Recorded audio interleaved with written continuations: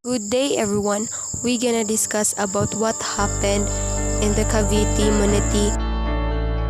The year 1872 is a historic year of the two events, the Cavite Mutiny and the martyrdom of the three priests Mariano Gomez, Jose Burgos, and Jacinto Zamora, later on immortalized as Gomborza.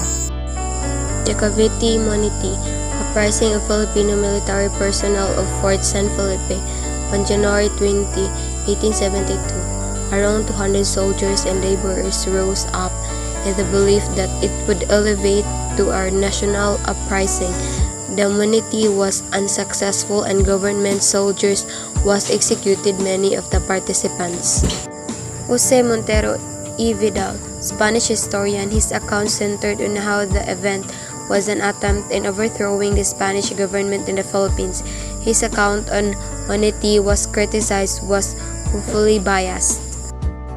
An excerpt from Montero's account of the Cavite Munity, the idea of attaining their independence, it was toward this goal that they started to work, with the powerful assistance of a certain section of the native clergy. Governor General Rafael Izquierdo implicated the native clergy who were active in the movement towards equalization of parishes.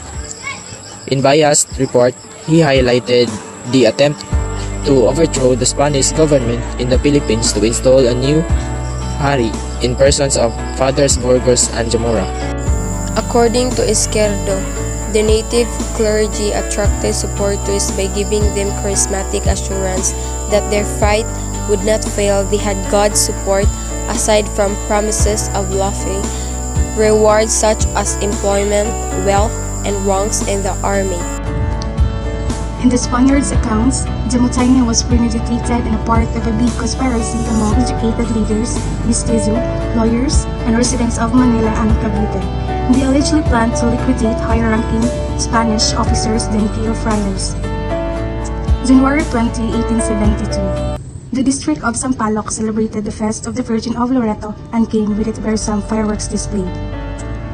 The Caviteans allegedly mistook this as the signal to commence with the attack. As a result, the leaders of the plot were killed. Good evening everyone, my name is Christine Piatuya. Father Mariano Gomez, Father Jose Burgos, and Father Jacinto Zamora. We were tried by the court material as the sentence to be executed. This is the extension of our report. On February 17, 1872, the Gomborza were executed by Garrote and public to serve as a threat of Filipino never to attempt to fight the Spaniards again. And differing account of the events of 1872, pardon de Tavera's account of the Cavite Mutiny, Placius' account of the Cavite Mutiny. Dr. Trinidad Jordi de Tavera, a Filipino scholar and researcher, wrote a Filipino version of the bloody incident in Cavite. According to Pardo de Tavera, the incident was merely a manatee by Filipino soldiers and laborers of the Cavite arsenal to the dissatisfaction arising from the draconian policies of Izquierdo. Edmond Plachut, a French writer, complemented Tavera's account, analyzed the motivation of the 1872 Cavite Mutiny.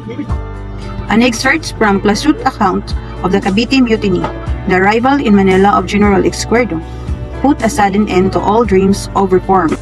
The differing accounts, Spanish friars used Cavite Mutiny as a part of the larger conspiracy to commit their dominance. The friars also showcased the mutiny as a part of a greater conspiracy in the Philippines by Filipinos to overthrow the Spanish government, and intentionally and more so, tropically, the Cavite Mutiny 1872 resulted in the martyrdom of Gomborza and paved the way to the revolution culminating in 1898.